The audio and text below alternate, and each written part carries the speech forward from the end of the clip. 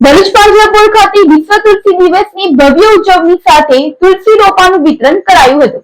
ભરૂચ જિલ્લામાં શૈક્ષણિક શાળાઓમાં પણ ખાસ કરીને બાળકોએ પોતાના ઘરે તુલસીની પૂજા અર્ચના કરવાનો પણ ફોટો માંગ્યો છે, જેના કારણે શિક્ષકોમાં પણ બાળકોમાં તુલસી દિવસ કેમ મનાવવામાં આવે છે તેનું માર્ગદર્શન મળી રહે અને જેનો ફોટો હશે તેને વિજેતા પણ જાહેર કરાશે, જેના કારણે ઘણા વિસ્તારોમાં બાળકોએ વિશ્વ તુલસી દિવસે પણ તુલસી માતાની વિશેષ પૂજા અર્ચના કરી હતી। ભરૂચ પાંજરાપોળ દ્વારા પણ દર વર્ષે ઉજવાતો વિશ્વ તુલસી દિવસ આજે પણ ભક્તિ ભાવ અને હરિત સંદેશ સાથે સફળતાપૂર્વક ઉજવવામાં આવ્યો હતો।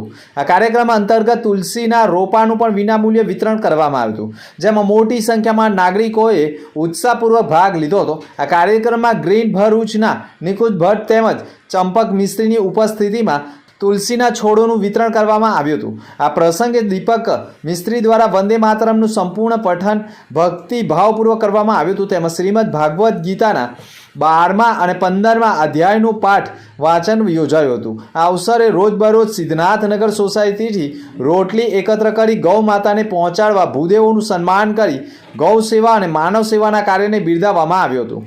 આ કાર્યક્રમમાં ભરૂચ નગરપાલિકાના સભ્ય પ્રવીણ પટેલ, પ્રદેશ ભાજપ બક્ષી મોરચાના ક્રોસા અધ્યક્ષ અનિલ રાણા તેમજ રાજેશ ચૌહાણ સહિતના મહાનુભાવો જોડાયા હતા અને તમામે તુલસીના રોપાનું વિતરણ કર્યું હતું।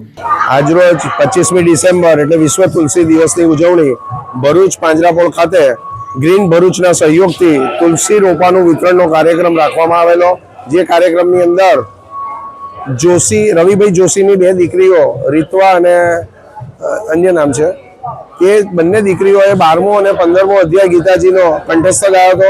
ત્યાર પછી વંદે માતરમને 150 વર્ષ પૂર્ણ થતા શ્રી ચંપકભાઈ મિસ્ત્રીએ સંગીતમય રીતે કંઠસ્થ વંદે માતરમનું ગાન કર્યું હતું।